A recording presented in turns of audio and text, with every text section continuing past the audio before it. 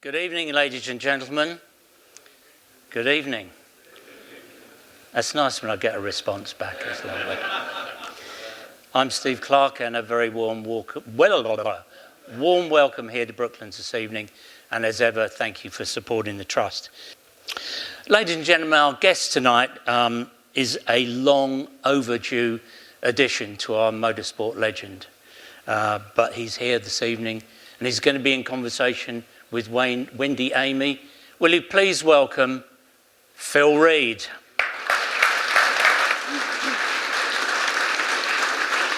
Thank you, sir.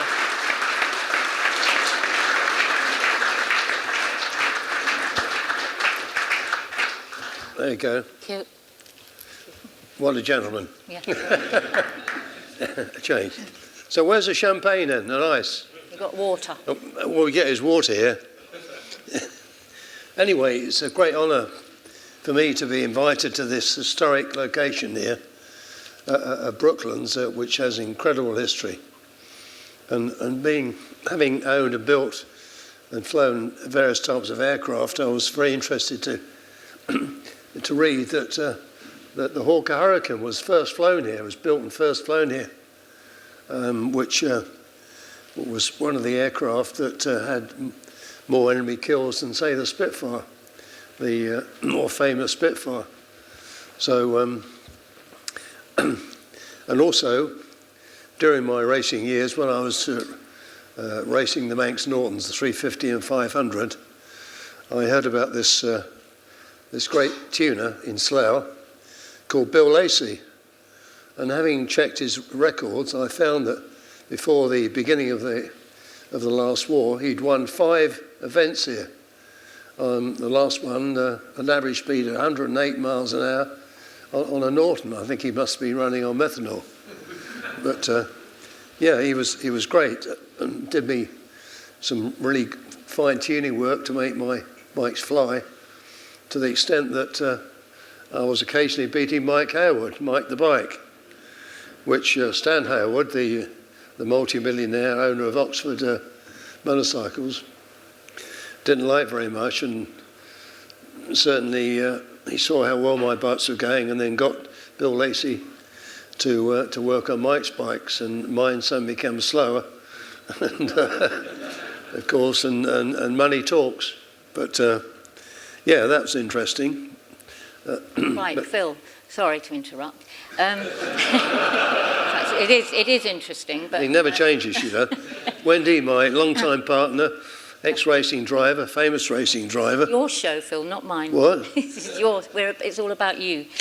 No. This is you. This Just is to know Phil. where Sorry. she's come from. I mean, Okay. she's ever helpful. Right. And will help sell Yep. you there's books and most things of my to sell. regalia that I brought for you, some souvenirs. Right. Can we start at the very beginning? And Really? Yeah. Who or what inspired you to race bikes? To actually race bikes? Well, actually, my father, when I was about 15, took me. My father was separated from my mother.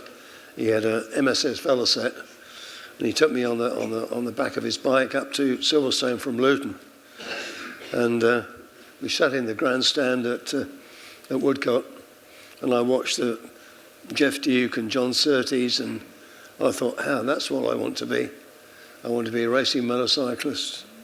So that was my first introduction, and having had a motorcycle since I was 13 to slide around my mother's farm, Ashfelt area. I sort of got the feeling of riding a bike, of sliding it around like a speedway rider. You know, it was a 250 matchless side valve, hand change. And I remember my mother, who actually went on her honeymoon on 2 motorcycles with my father, of course, and on these Aero Red Hunters. And she'd had her first motorcycle in before the war. And imagine, it was a belt drive, hand change, push drive, push start, New Hudson. Imagine seeing a woman in 1923 pushing a motorcycle to start it and jumping on side saddle.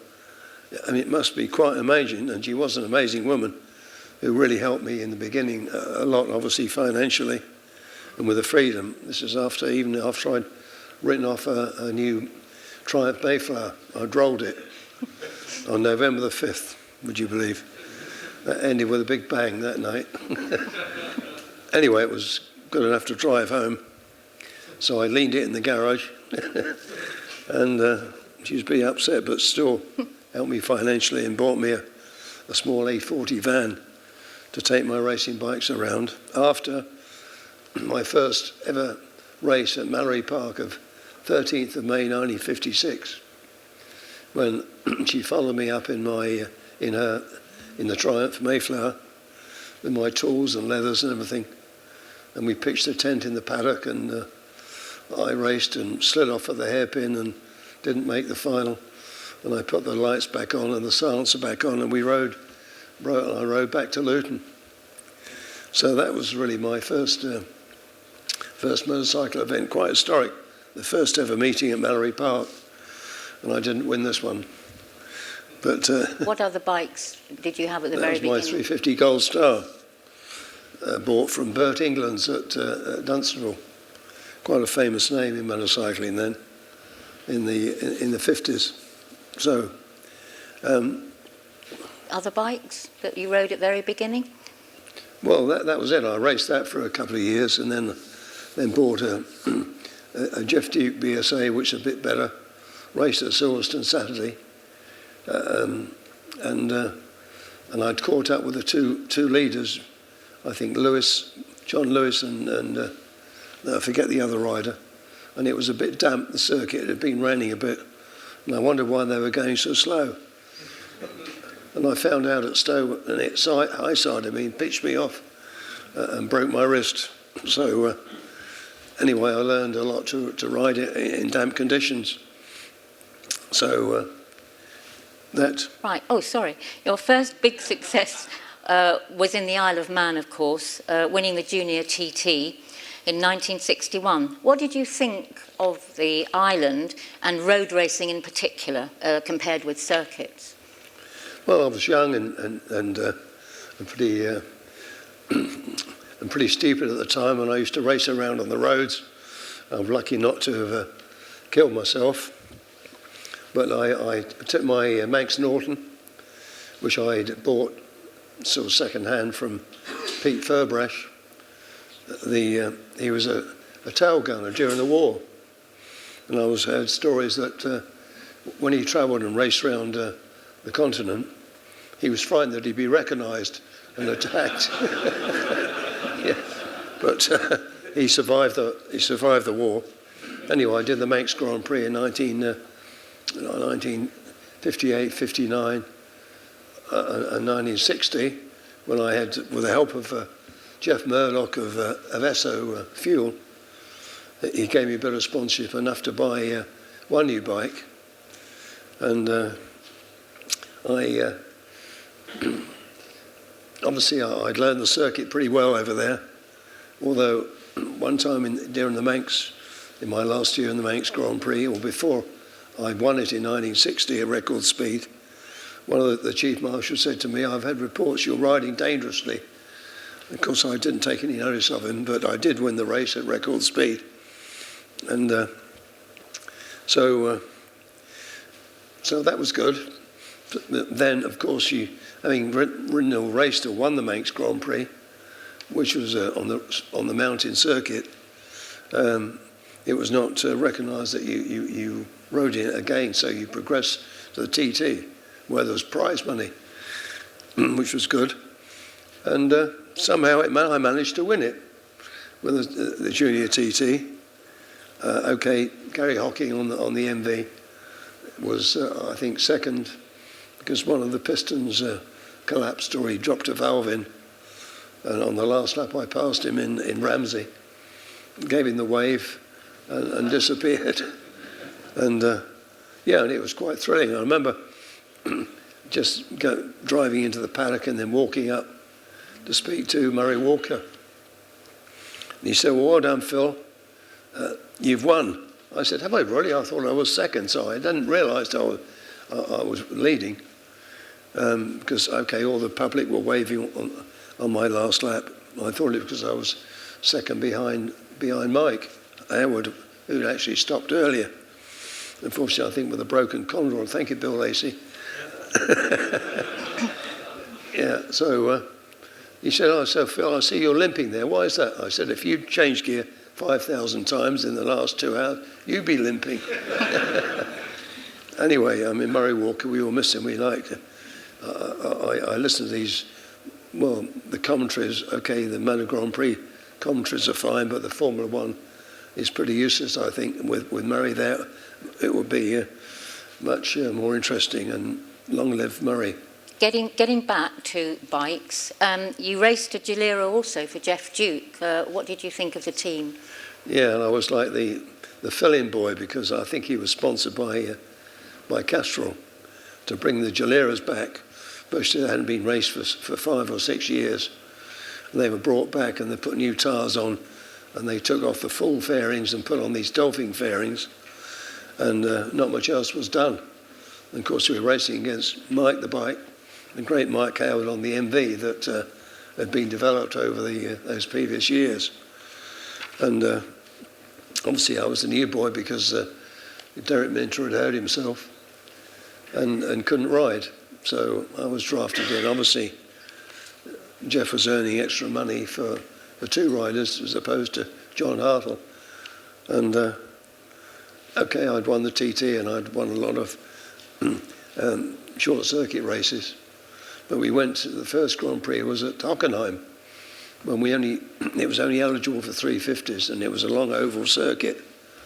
And I think the production 350 Hondas were lapping it at 10 seconds faster. And I came into the pits and stopped, and Duke came out to me and said, "You're not changing gear properly," you know, because I was lapping so slow. I said, "I think it's the bike in actual fact." Anyway, we didn't have a happy time because the 500 round the Isle of Man was a bit of a monster. And we found out why at the end of the year, when Jeff Duke went to Monza with a Gilera fitted with Earl's forks. They were the leading link forks at the front. And one of the engineers came up to Jeff Duke and said, you're having a problem with handling, but when we were running the full fairings, we'd actually move the engine back 5 inches just to reduce the loading on the front tyre, which was wearing out. And obviously Jeff realised why they weren't handling. I mean, the front was too light, the centre of gravity was too far back, and this is why I felt most uncomfortable in the Isle of Man. You didn't know where it was going. So anyway, I survived that period. And then, yes, of course. So how did the Works Yamaha team ride happen? Oh yeah, when I was obviously in the Isle of Man staying at the Douglas Bay Hotel, you know that if anyone, I'm sure a lot of you know the Isle of Man, the Douglas Bay Hotel up on the head. It was a real a meeting place, shall we say, for various reasons and for teams to stay. And I think I was staying there, and also with the Yamaha team. And I got to be talking and friendly with Fumio Ito, the Japanese Yamaha rider. Anyway, we had a little laugh and a joke, and I think he finished 2nd or 3rd in the TT that year, and I was 3rd on the Gilera behind, of course, Mike on the MV1, and John Hartle was 2nd. He was a bit of a lunatic, John Hartle. But would risk a lot and fight the thing like I wasn't prepared to do, because I know it hurts if you fall off at speed. and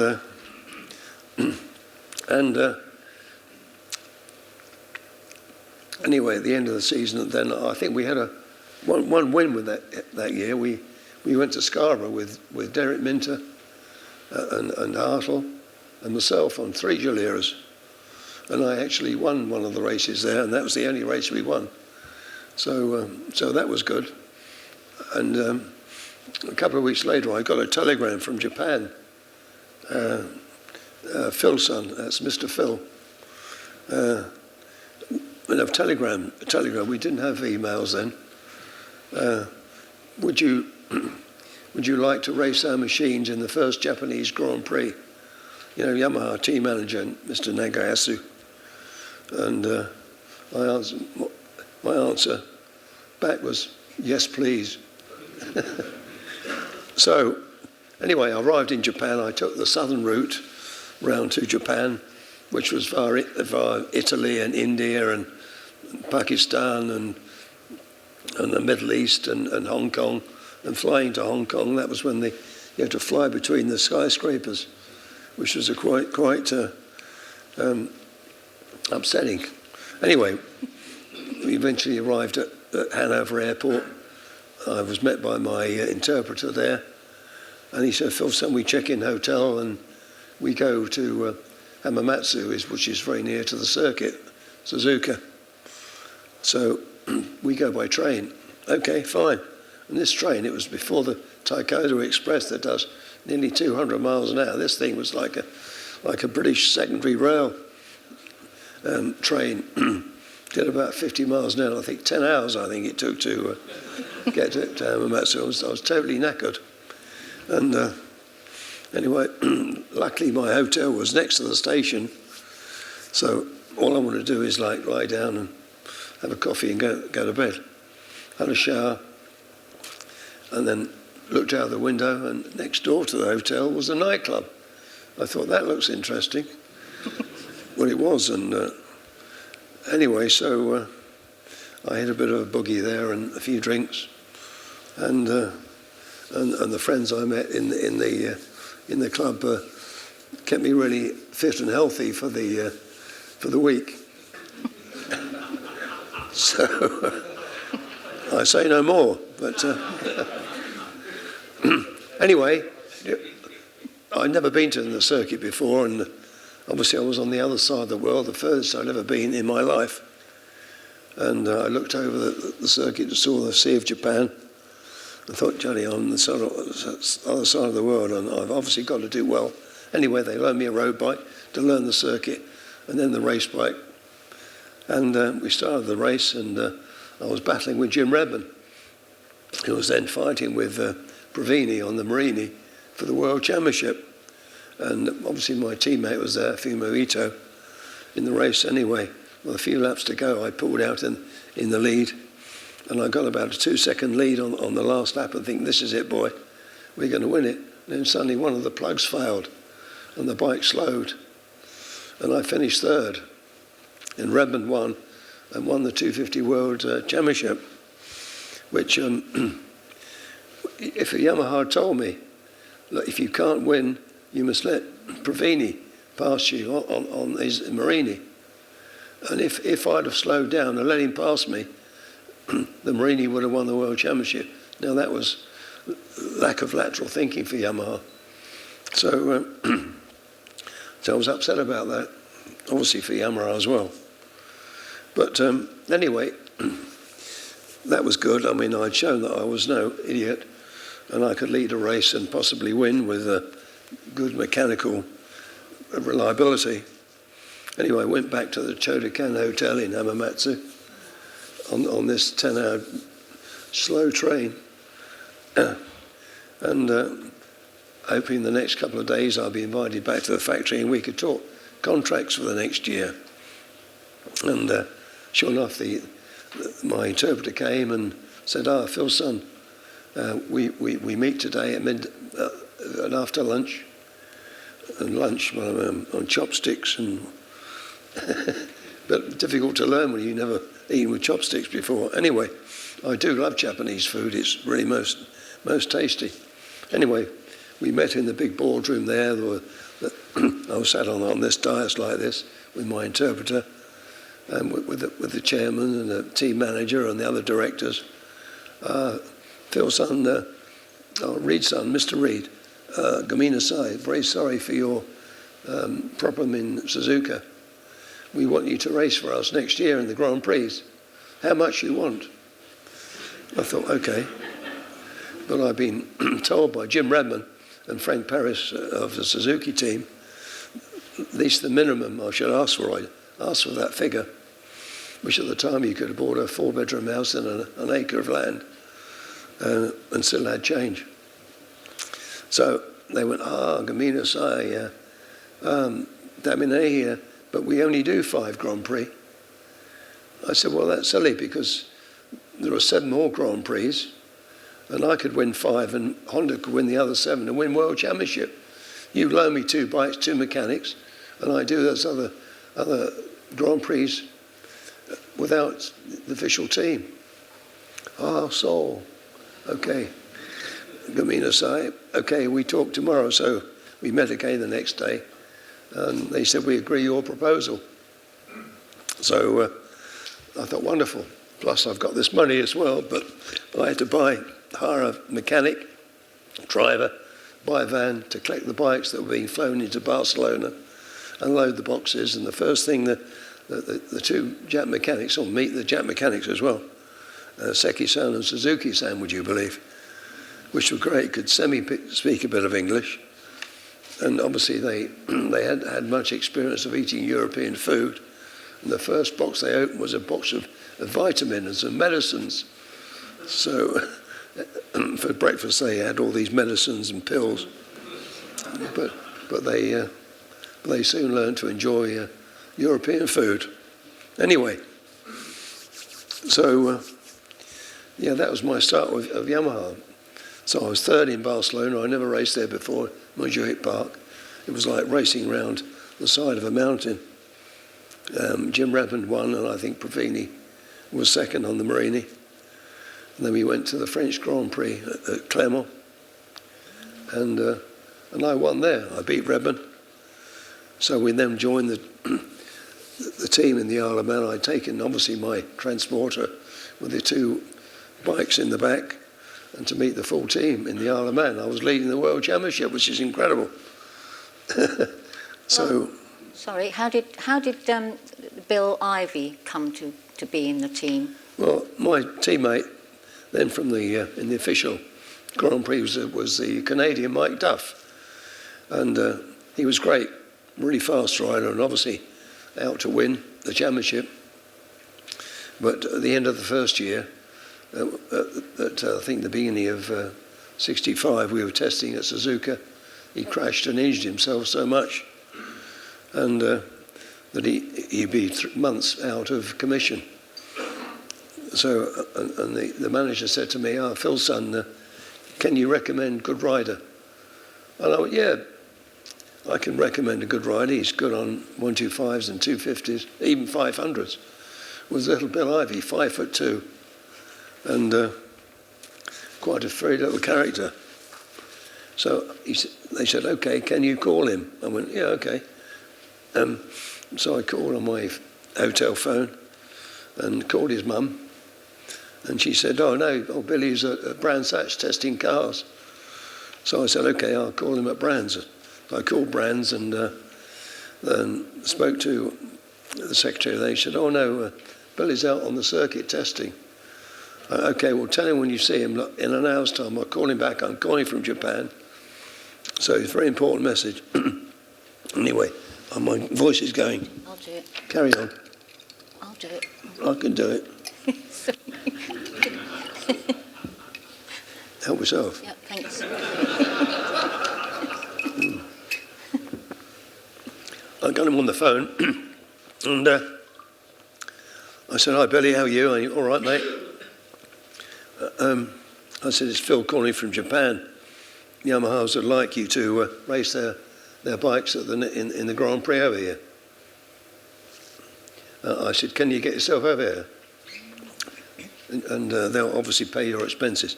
He went, oh, effing hell, I've got no passport. I said, well, get yourself a passport and get on the next plane and get over here. But, he performed really well. Until, not until, but all the time, especially in the Isle of Man, he was a rocket ship bouncing off the walls and scraping the fairings and scraping his hand and knee and what have you. And I think he was the first rider to lap there at over 100 miles an hour. I think I was 2 seconds behind him for the best lap.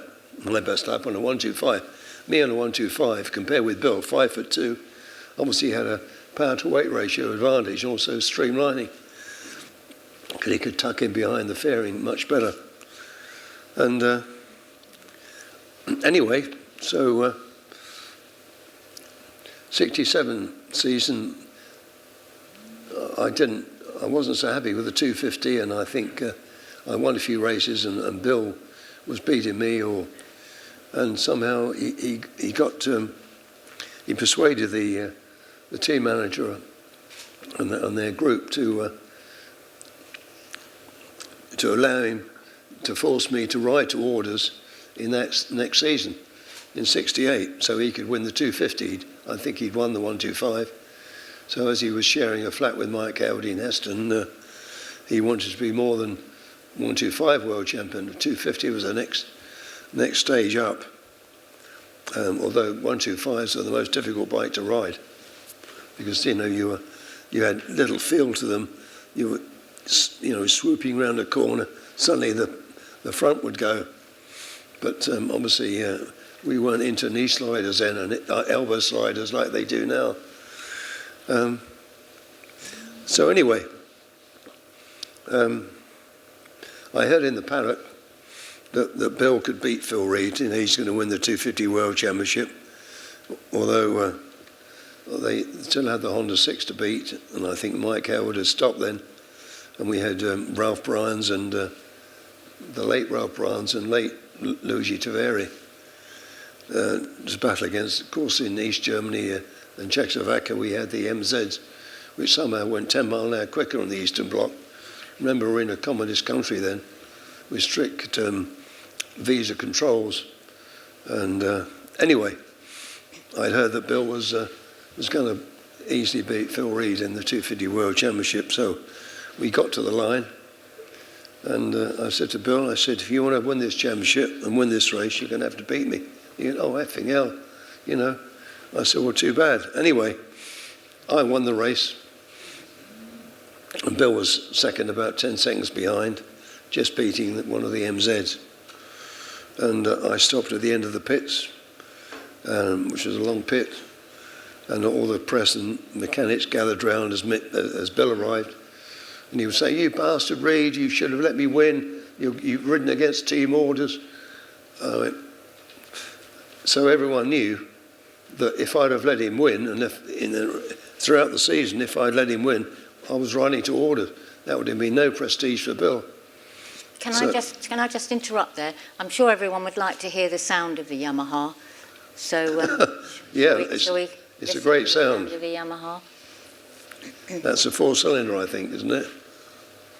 The fiercest battle of an exciting week was the 3-lap 125cc race. With 1966 winner Bill Ivy dogged by plug trouble, it was left to teammate Phil Reed to tackle Stuart Graham and the 10-speed Suzuki Twin, who led at Ramsey.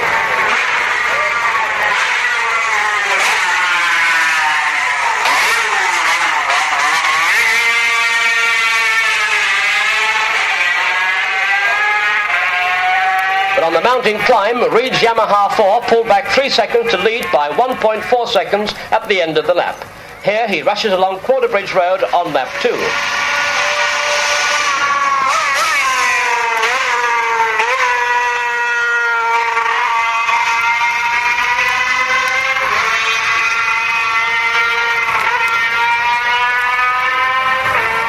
At the approach to Braddon Bridge, first Stuart Graham,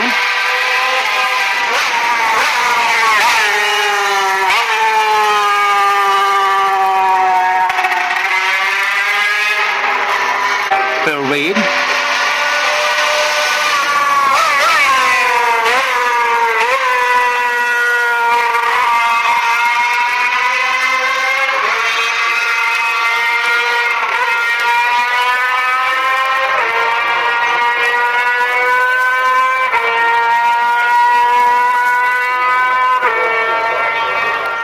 time ever, we took our microphones to Glen Tramon, just 21 miles out, and an interesting series of fast sweeping bends. First, Stuart Graham.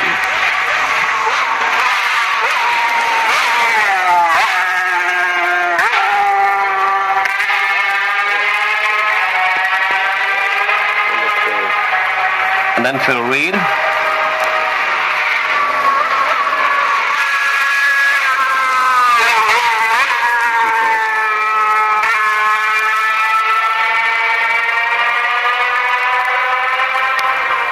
At the end, Reed won by 3.4 seconds and had this to say about the race.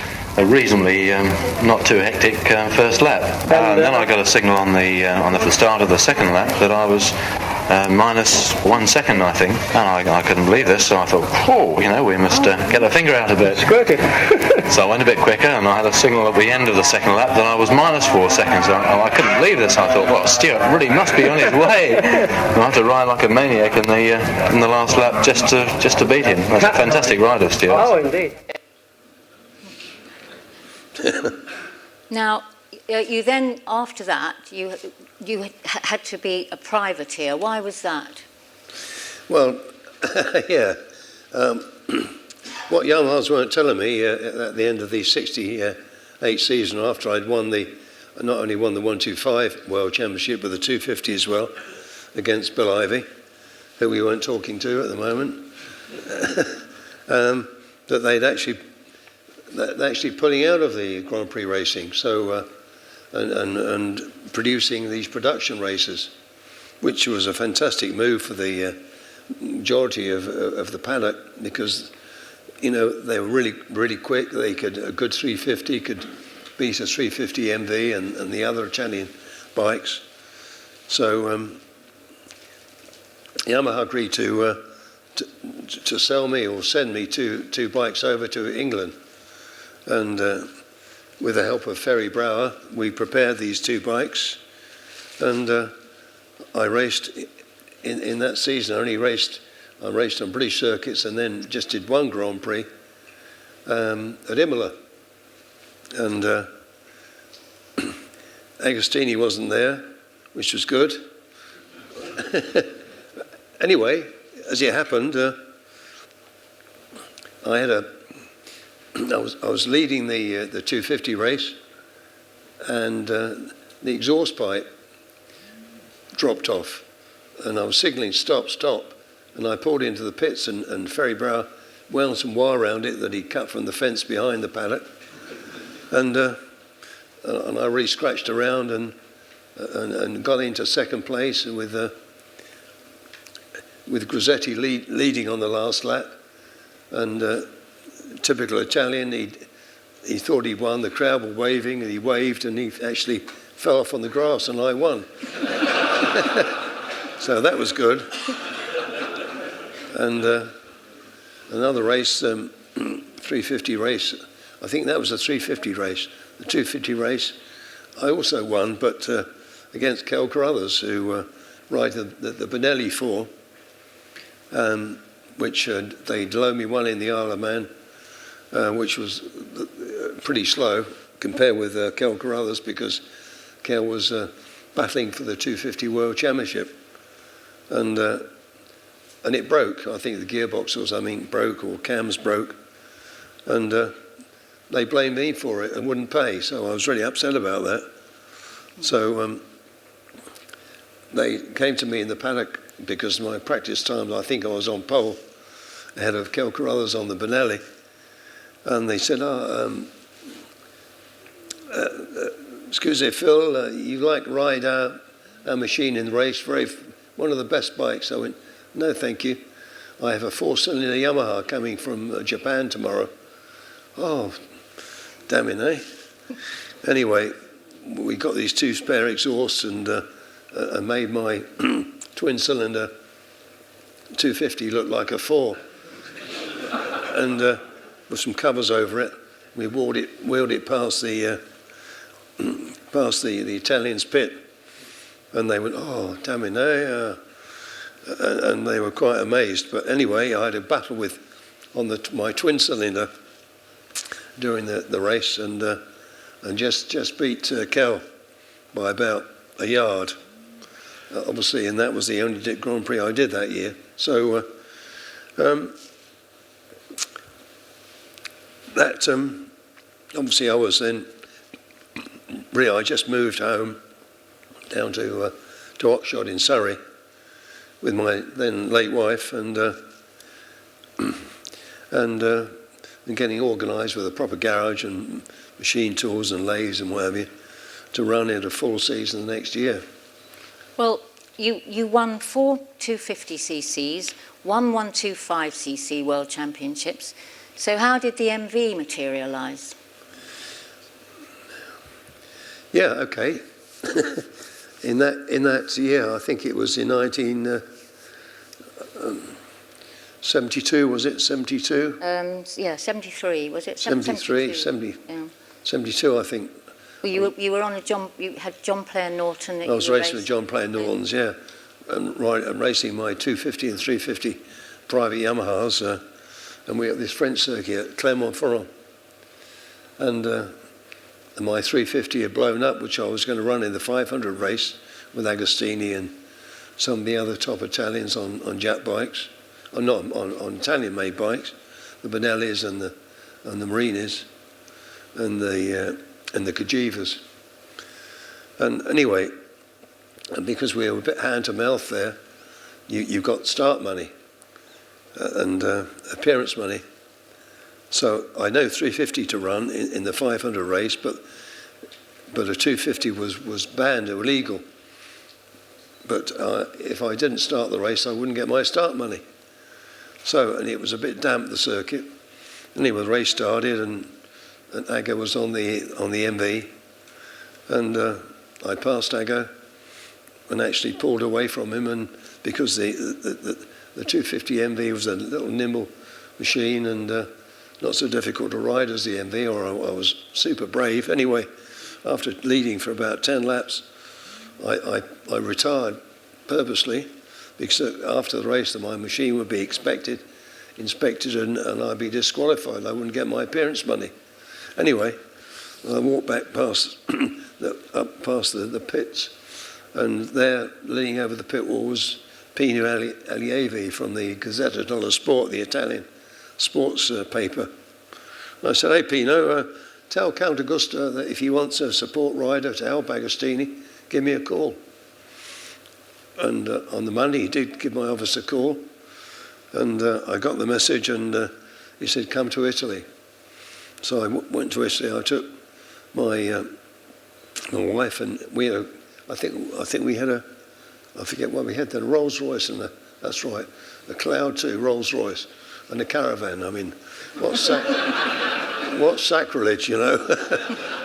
I had to have the tow bar specially made to fit in a Rolls, and they never made one before for a Rolls. But the advantage was the organisers got word that I was running this Rolls Royce around. So in the paddock they marked a place, Phil Reed, Rolls Royce Reserve, and that was good. But anyway, we drove to Lake Varese, which was near the MV factory, and that coming weekend, I had to race at Cadwell Park on the John Player Nortons. So and obviously I called the factory and said, "I'm sorry, I cannot come and see you until after this next weekend." So I left my wife, and I think we had a son then with us. We had young Mike Reed, who is now was a tornado, transferred to become a RAF Tornado pilot. Now he's first senior officer for Cathay Pacific, which is terrific. Anyway, left him by the lake in the caravan with money, and I flew off to Cadwell and raced, and then flew back. And then on the Wednesday we drove to the MV factory, and I had a meeting with Count Augusta, and he said, "I'd like you to do two tests at Monza and Modena." So after the test, obviously he had a word with Arturo Romani, the late Arturo Romani, the team manager, and I was signed up. So that was.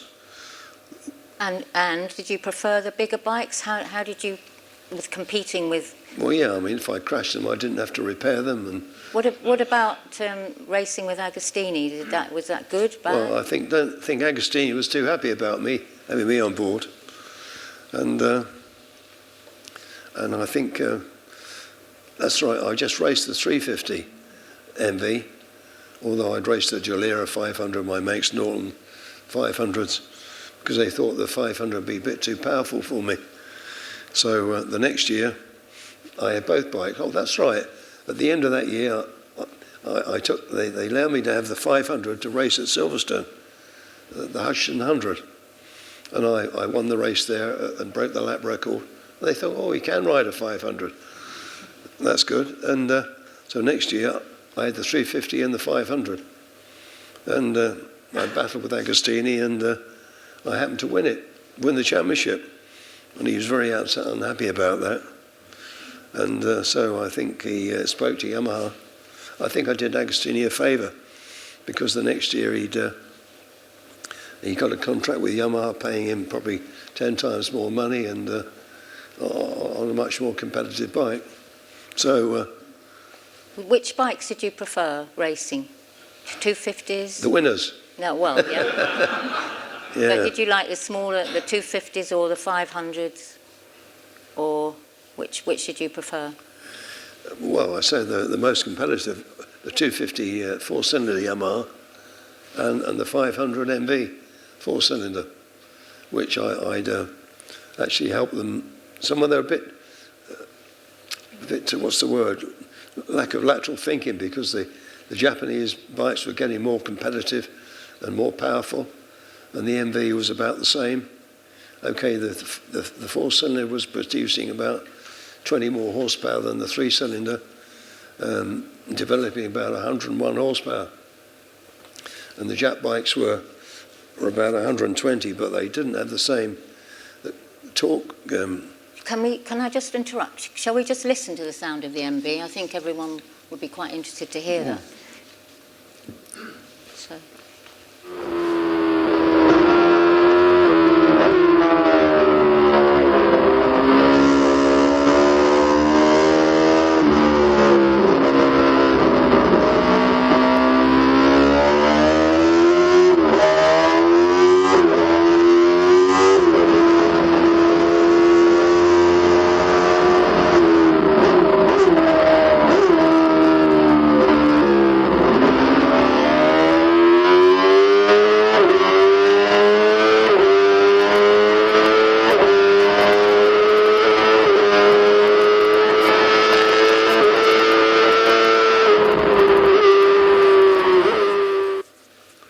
Wonderful. I think I prefer that sound to the Yamaha, don't you? Yeah, that's more exciting sound.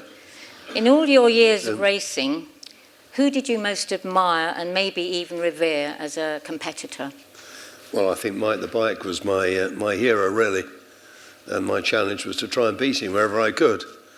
But win or lose, we had lots of fun in the paddock and afterwards, and put plenty down and chased the girls, and he was good fun to be with. I know at Mallory Park he'd organise a group to come and play for us in the clubhouse there, and we had a bit of a boogie there, and it was really good. It was not Ackerbilk, one of the famous groups. Anyone remember? Who? Kenny Ball, yeah, probably. Kenny Ball, what? Ball. Kenny Ball? Kenny Ball, yeah. Well done. And that was incredible, and obviously he paid for that. I mean, they weren't cheap, these groups. Now, for a top group, you probably have to pay millions. But anyway, Mike was generous and laid on the booze and the group and what have you, and it was great. Yeah, he was the bee's knees. The real friend, and I know he called in to stay with me once in Surrey. And was quite a down-to-earth, funny, intelligent, multilingual, musical person. I mean, his talents really were shown on the circuits, and he was almost unbeatable, unless you had a quicker machine, or you had problems. You last raced in Grand Prix on a Suzuki and competed against the ever-popular Barry Sheene. Although this may be slightly controversial, how did you regard him as a racer on the racetrack? Nothing personal. Yeah, well, Barry was a great racer, a great exhibitionist, and we read in the press for 6 months whether he was going to lose his finger or not after a crash, you know. And everywhere he'd obviously he'd be talking to the press, and his extrovert behaviour with the opposite sex was pretty well known, and the things he got up to obviously made him famous, because he was, I understand, calling the press every other day, and keep getting his name and picture in the press. Yeah, but what did media. you think about him as actually a rider on the tracks? Well, yeah, I thought, he was really good, and but I could beat him, and Okay. which I did a number of times. Right, you went. The last Grand Prix, can I say, the last Grand Prix I did on private Suzuki's, my RG500, which obviously I prepared, was at Mugello, a lovely circuit. I got a bad start, I mean almost last away. And Agostini and Sheene sort of went off. Ago had a Suzuki, and Sheene was on the factory Suzuki, which was virtually the quickest bike there, because they were obviously, 20 horsepower more than a production Suzuki. Anyway, I went through the field. A lot of riders that became famous, and caught up with these two. They were battling together, Ago and Sheene, and I passed Ago and caught up with Sheene, and then passed Sheene, and then we pulled away from Ago, and for the last 10 laps we swapped places, and coming into the last corner, I think I made the mistake. I outbraked Barry, and I knew his bike was quicker than mine, and I rode down the white line so he couldn't slipstream me, and he pipped me across the line by like 100th of a second, which I'm upset about, because I should have perhaps followed him around the corner, slipstreaming, and passed him on the line, which he didn't need to do because he had more speed than me. But anyway, we were in Finland, and Barry, this was when I was riding MVs. He was on the factory Suzuki, and that was the fastest. I think he was on pole, and I was second, and Ago was third on the Yamaha, and Barry was a mate of mine. We spent a lot of time at my house in Oxshott. We'd bring doctors and medicines and massage for him, and feed him, and take his bikes around, and I'd bring him back on the planes on crutches or wheelchair, because he'd crash a lot. Anyway, we were very close. And I said, look, Barry, my world championship on the MV Agusta depends on winning this race. Your potential, you've got the fastest bike, and if I'm with you, and Ago's like 5 seconds behind, let me win. He went, okay, mate, no problem, because it didn't matter to Suzuki that it was worse for Suzuki that Yamaha won the championship than MV Agusta, because MV Agusta was their production figures were a fraction of Suzuki and Yamaha. He went, okay, mate, no problem. So just before the race, he came and I said, look, I've been told I've got to win, so sorry, I can't help you.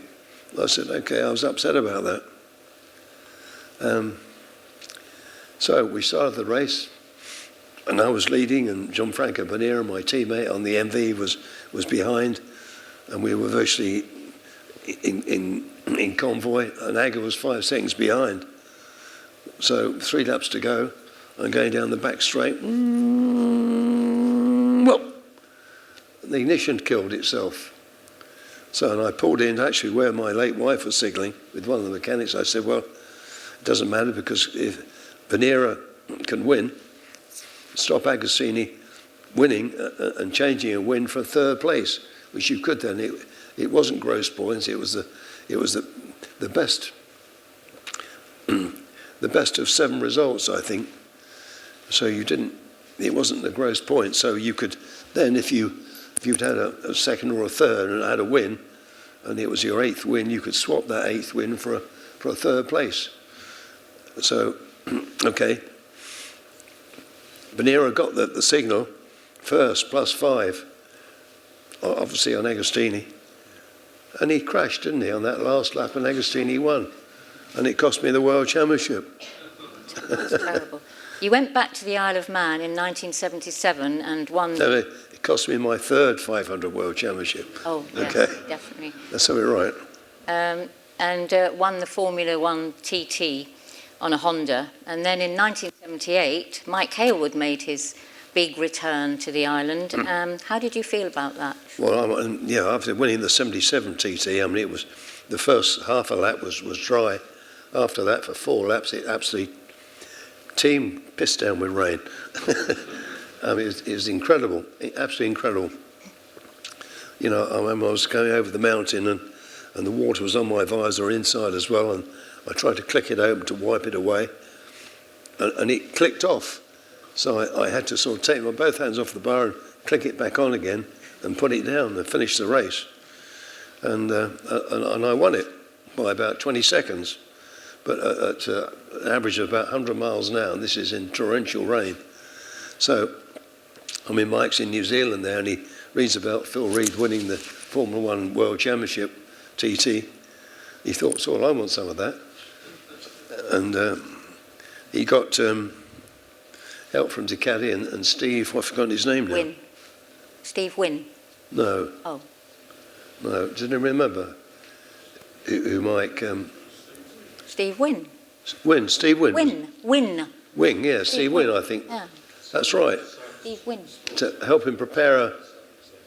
What? That's right, yeah.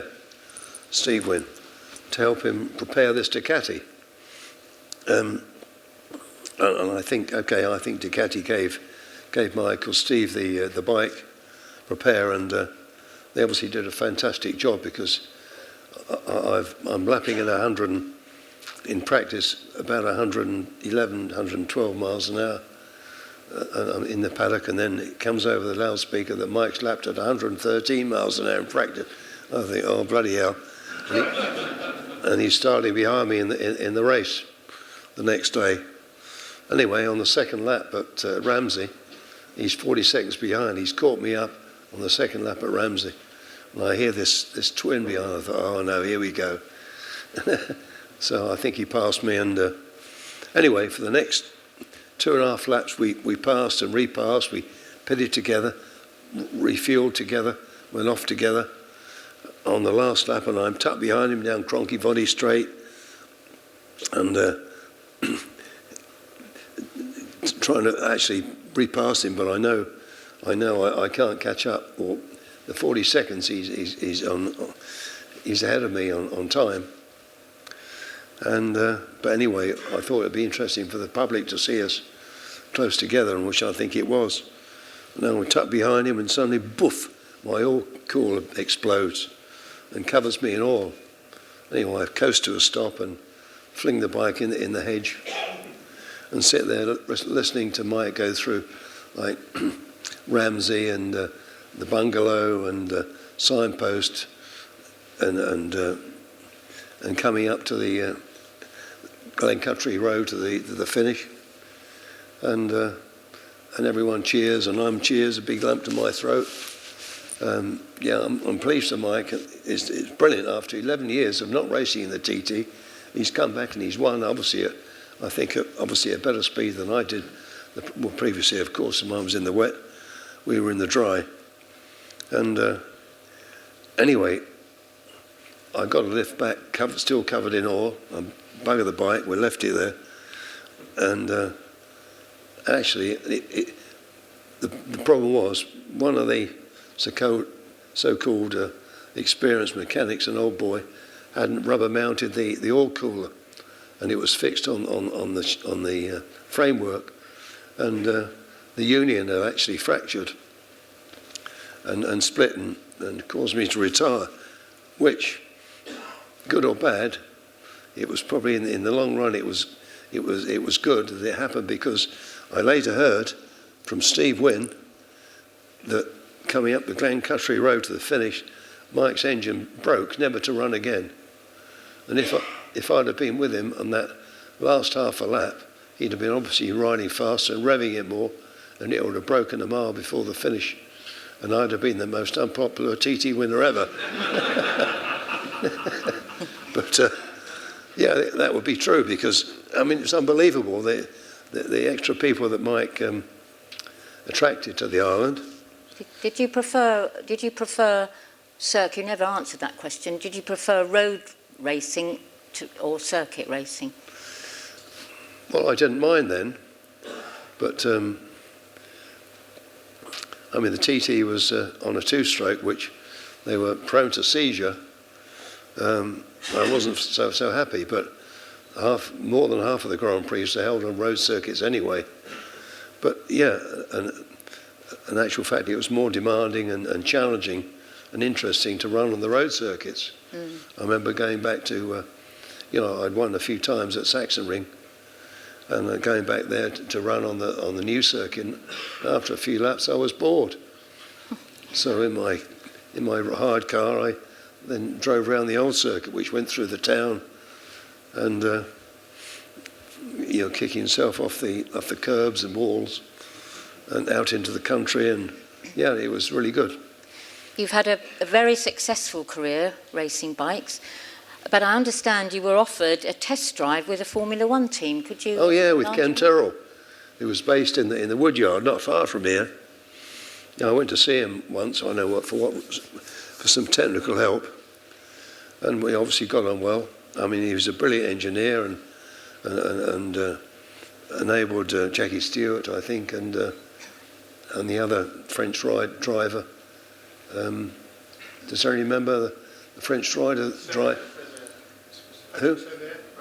François Sever. François Sever, oui. Yeah, François Sever, who I'd actually met at the Ducati factory, because we were warming this 500 twin up with a chassis, with a Sealy chassis, and he was passing and heard it and came in and was overawed by all the engineering and the fact that I was there going to race this new Ducati twin, 500 twin, not a Desmo. But how did you get on and the F1? He drove the Tyrrell for Ken. And Ken said, well, would you like to try a Formula car? And I said, yes, please. He said, okay, I'll arrange it.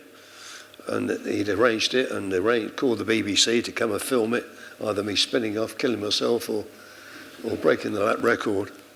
But anyway, and Jerry Birrell, I think, was the pace driver. Anyway, they got me in this car, and I didn't feel comfortable in the steering wheel was too far away. I needed packing, and anyway, he said, well, just go around, and I did about 10 laps, and came in. We talked, and we made a few adjustments, and went out. Bill went out again, and I think lap 2 seconds quicker, which was okay with me because I didn't really feel comfortable to drive it on the limit. And anyway, Ken said to me after, he said, well done, Phil, you've survived, even though you didn't fit and feel very comfortable in it. But when these future teams call you, call me and I'll tell you who not to drive for, which is good advice. So, but it didn't progress anymore because 2 weeks later I'd signed for MV Agusta. So they're and they were paying, well, not bad money, not the best. But after I on the final year, Suzuki team were paying their riders $1 million, 10 times more than I was getting from MB. So I felt really upset about that. With Augusta, for example, he owned property in Portofino, he owned flats, apartments in Milan, chalets in St. Moritz, and where I yeah, but he couldn't ride a bike. No, so, no, he could make a lot of money, though. Yeah, but right, you're still... wait a minute, I haven't finished yet. Sorry. Sorry. Was then married to a beautiful wife. Who, you or him? I remember once I was in St. Moritz skiing with my family, and was invited, well, at the same time as Count Augusto, not Domenico, I've forgotten his first name now. Anyway, Count Augusto was there with his entourage, and I'd actually introduced my ski instructor, who I didn't pay, to Count Augusto, so he became Count Augusto's ski instructor. He was really good. Anyway, I was invited to the suite privé in one of the most expensive hotels, or the most expensive hotel. And we had a little gathering, about 10 of us there, with Count Augusto's entourage and myself and my wife and other team managers and people. Anyway, I saw this big bowl on a table there, and the Italians were scooping things up. I said, "What's that?" "Caviar." It must have been 10,000 pounds of a bowl of caviar, beluga caviar, of course, from Russia. So that's how the other half live. And the Count had taken on the suite privé, which was one side of the hotel, which there's money for you. No, anyway, so. Well, I was just going to say, you're still riding and appearing at events worldwide. Do you still want to be competitive, and or does being old frustrate you? Well, yeah, it does in a way, because I don't want to rush motorcycles. Look, I've raced bikes for over 60 years, raced bikes, I've ridden fast bikes, and I'm here in really good condition. I've only broken 2 collarbones, which helped actually to decrease the wind resistance. It gave me 300 more revs. A shoulder blade, 4 ribs, a pelvis, a wrist, and a finger, and a few concussions, and I'm here in reasonable condition.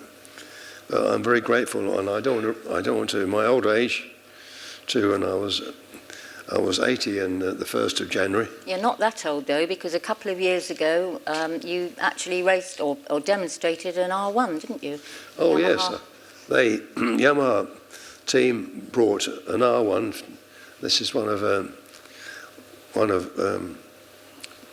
Ross's? Valentino's spare bikes to Imola, and they allowed me. Phil son, you can have 3 laps. And bloody hell, it was 250 horsepower. And the fastest bike I'd ever ridden only got about 120, and it got traction control and anti-wheelie control on it, but they turned it off. Thank you. I thought they wanted me to kill myself. Anyway, accelerating away, I mean, the thing would lift up would wheelie, only at about 14,000. And so I had to keep changing up, short shifting, in other words, and not take it to the 18,000 it would normally rev at. And I didn't feel happy around the corner anyway. So that was good. So coming into the chicane by the pits and them all watching, I left it a bit late, didn't I? And although I thought, shit, I've overrun here, I'm going to crash, sure. And I kept the brake on, and I didn't realise how good the brakes were. Just one finger, and it was stopping, and I managed to get through the chicane and wheelie away. It's quite impressive there, but useless round the back. Yeah, that was, I mean, I need a week. Anyone would need a week to get within 2 seconds of Valentino's time, or competitive time, because to learn to, I mean, now, for example, I mean, we didn't have slick tyres then, we didn't have traction control, we didn't have wheelie control, but now the standard of riding is so high in the Grand Prix with slick tyres, I mean, and traction control, and even slipper clutches, that the riders now, they're braking at the last minute, turning into the corner with the brakes on, and if the front slides, this is why they've got these knee sliders. They push the knee down and keep the power on, and turn it on and power slide it out of the corners. I mean, it's quite incredible to watch. But we didn't have that then in my day, and I'm not prepared to ride to that standard now and damage a £1 million motorbike. But no, I've got every admiration for the current riders. I mean, now the top 10 riders are within tenths of seconds of their lap times in qualifying. It's just unbelievable. Unbelievable how close they are. I mean, to be in 10th, you think, well, he's 10th. Bloody hell, he's in within that 4/10 of a second of the pole man, which still makes them bloody fantastic. You still enjoy doing your round the world trips, though, demonstrating? Oh yeah, we got invited to Canada, didn't we? Yeah. And well, I rode a 250 or 350 Yamaha, which had an incredible thing on the mudguard. It had an incredible thing there. It was like a fairing. It was like a bit of a mudguard there. And I said to the owner, I said, "What's that?" And he said, "Oh, well, that gives me another 500 rows." I said, "It's unbelievable." Anyway, I rode it around. It was a terrific bike, and they only let us do about 3 or 4 laps. But yeah, we went back to Canada. It was to celebrate the 50th anniversary of their first and last Motor Grand Prix, which I rode in, and I think I finished second in it. And I think Bill Ivey won and Mike Hailwood won the other round, but I was the only one alive. And with Rodney Gould as well came there. And who else? I'm just looking at Goodwood. Oh yeah. So, but those are the events you really enjoy, aren't they? Oh, Goodwood is incredible. You're rubbing shoulders with, the Formula One drivers and well, obviously people like Valentino and Kenny Roberts and. Oh, and look, and that's you missed the Aggo, but there was a picture of Marco Marquez earlier on. Yeah, yeah. I was. Oh, there he is. Yeah. I was the person to award this lunatic. Amazing. His first gold medal for his World Championship gold medal. And I said to him on stage, I said, "Look, you've crashed 15 times this year. Your luck hasn't you won't last." He went, "No problem. It seems that he's got rubber bones and can crash at 200 miles an hour and get up and ride the next hour." Yeah, he's incredible. I think he's unbeatable. His mastery of the bike is quite incredible. The feel as he dancing into corners and sliding and does other things that other riders can't or aren't prepared to do. But yeah, he's even against the extra speed that the Ducati's got of Dovizioso. If he can't, usually we see from an exciting racing view watching, because Dovizioso, Dovi as we call him, has pulled out about a half a second lead and come the last corner. Marquez will overbrake and dash up the inside and run a bit wide, and Dovi, as cool as ever, will outpower him to the line by about half a second. What? I was going to say, you can't stop talking about bikes, can you? You love them so much. Come on. Do you know what this is? Is it one of mine? Yeah. Now, Steve, I've forgotten what it said. Can you remind me, or is it on here? It's written on there. But I need a magnifying glass actually to read that. 1960 something was it from? Who's that from? Can you read it, please? The winner of the Rothmans Race of the Year 1970. International. Right. There That you looks go. like a Manor Park, Won by you. 1963. Yeah. Is it really? Right, yeah, there you go. Where's that come from? Did I sell it? No. Well, my name should be on that. Oh yeah, no, Luke. He's an Irishman. Yeah. Let's say no more.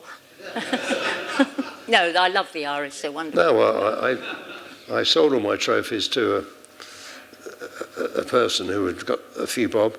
I mean, to help my boys racing, which I know my mother helped me with funding, and I helped them as well. So I didn't have a spare £20,000, which I fed into them with bikes and transporters and. And as he's so poor, we're selling we're selling books and regalia at the back there. So, anyway, is it time for questions? Right, ladies and gentlemen, Phil Read.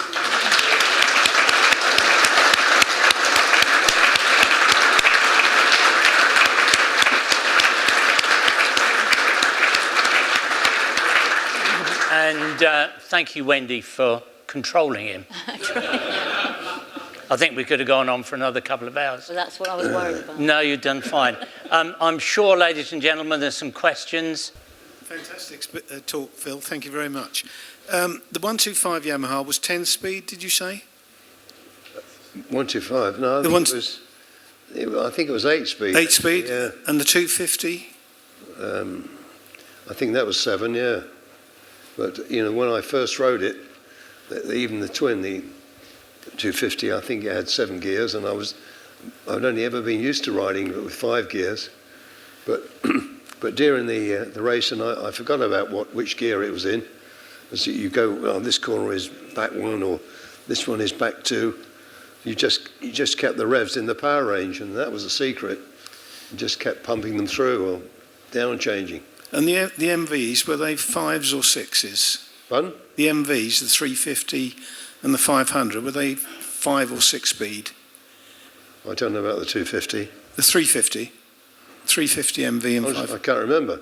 The only thing, they were quick. Very quick. Hello, Phil. You spoke about many, many races you took part in. I think your greatest race was at Spa, when you did the lap record. Sorry, what did you say? Spa, the Spa. greatest race. Oh, What yeah. year would that Spa. have been, Jim? I can't remember, I'm too old. Excellent, that's good. I like that one. But that lap record that you made at Spa, The 70s, yeah. it lasted a very long time, and I think that was your greatest ride. Thank you. Well, yeah, that's right, because I know we'd come from Assen. I'd been blown off there by Barry Sheene and Aggo, and to finish third. And Spa, I called Count Augusto. I said, look, just prepare a bike just for me, and to run at Spa.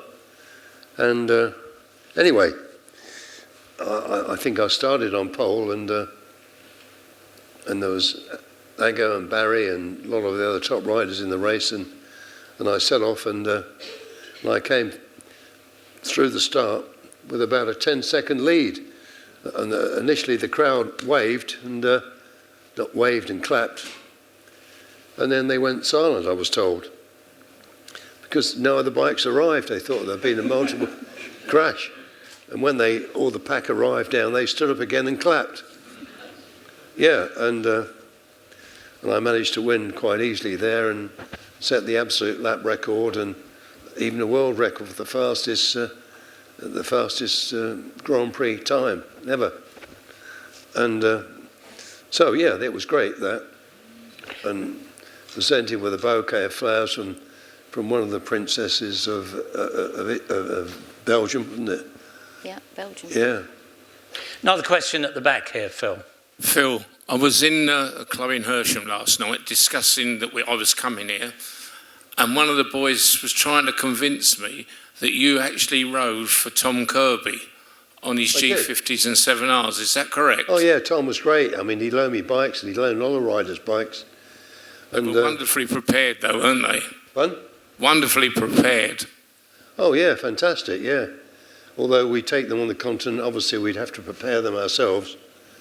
And also another was Tom Arto loaned me two bikes and 2 spare engines for my South African tour, which I went over there after winning the TT in the 9.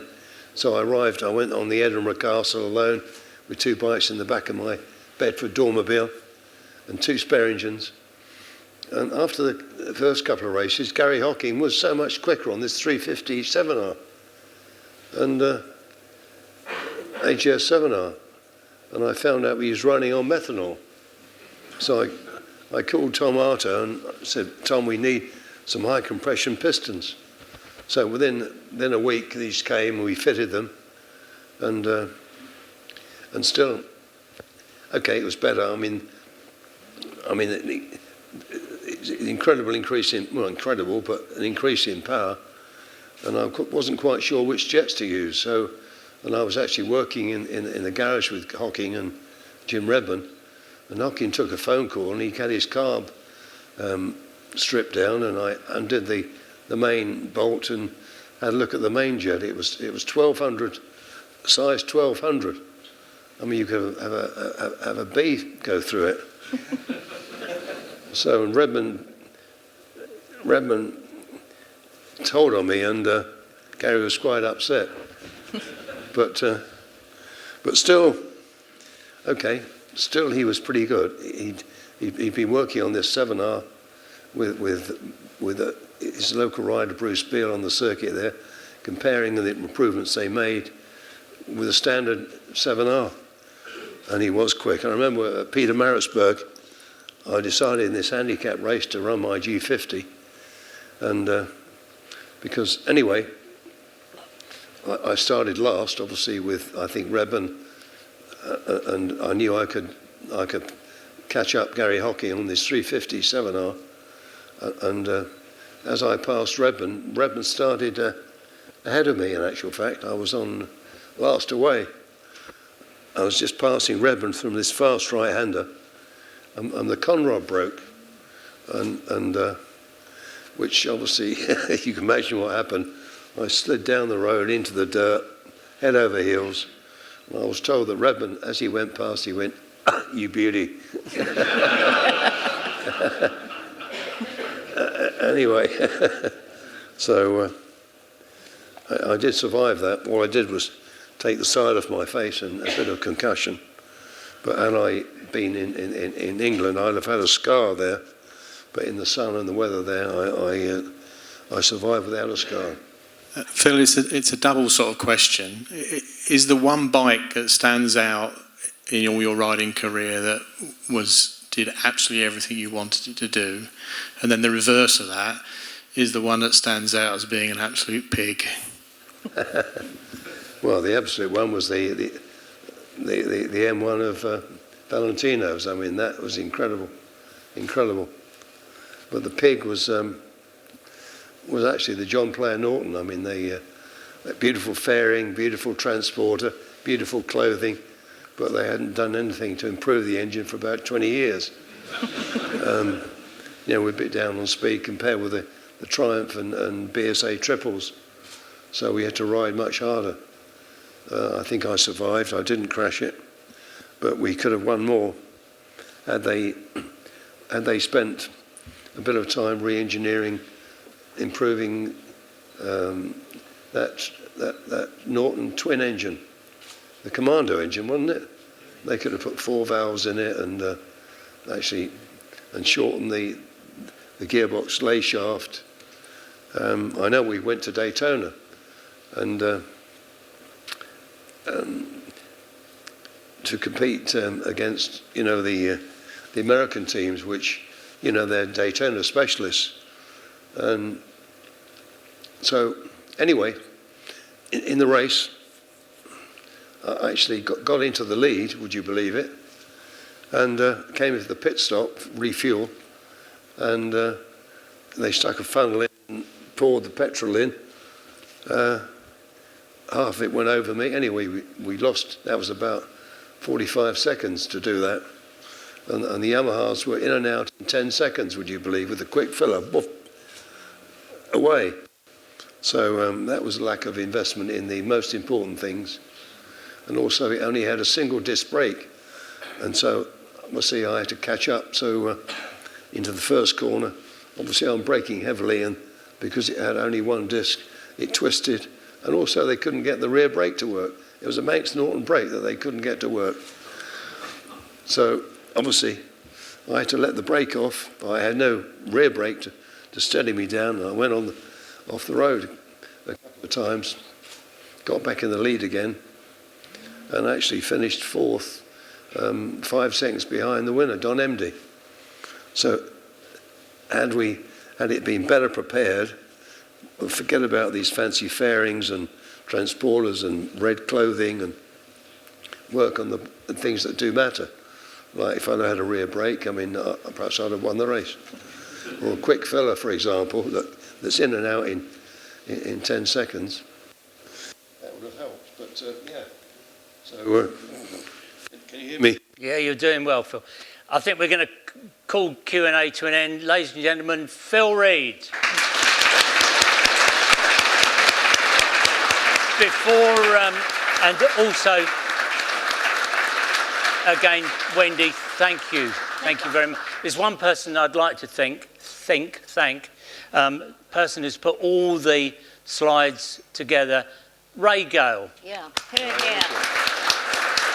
Well done, Ray.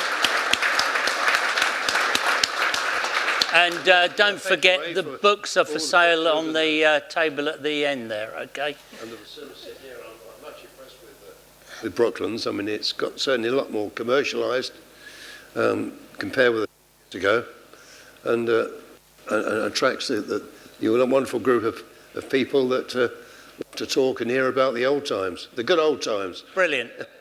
Thank you very much indeed. Before we go, the raffle.